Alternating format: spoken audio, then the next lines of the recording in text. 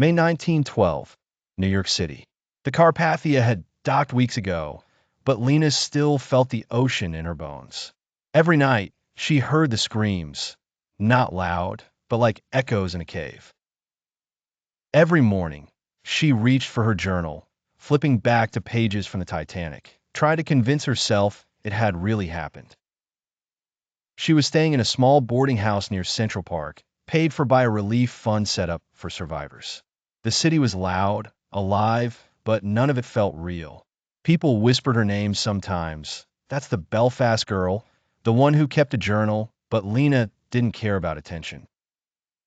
In late May, Lena was called to testify before the U.S. Senate inquiry into the disaster. Her hands shook as she sat behind the microphone. The chamber was packed with reporters and grieving families. Miss Hartley, the senator asked, "Can you tell us what you saw?" Lena opened her journal. She read them the voices. The violinist playing until the ship tilted. The steward who stayed behind to help a boy find his mother. The officer who shouted until his voice cracked, trying to keep people calm. She even mentioned the iceberg.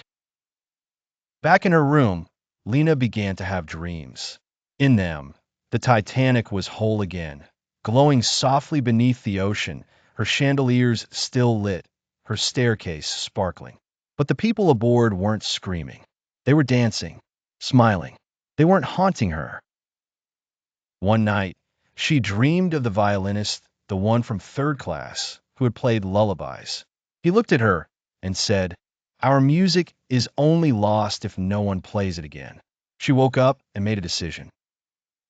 Lena began writing every day, not just about the sinking, but about the life on board, the families, the friendships, the quiet, magical moments no newspaper ever mentioned. She called it Echoes of the Deep, named for the way memories rise from silence like bubbles in the sea. Her story was not the only one, but it was one of the most human.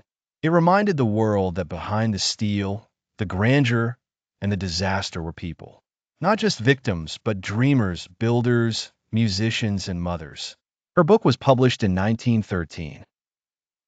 Years later, April 10th, 1962, the 50th anniversary of Titanic's maiden voyage. Lena Hartley, now 66, stood by the sea in Belfast, holding the same leather-bound journal.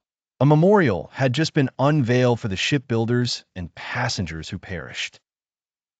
A young girl approached her. "Are you that Lena Hartley?" She nodded. "Why did you write it all down?" the girl asked. Lena smiled, gently handing her the journal to hold. "Because someday, you'll be the one to remember."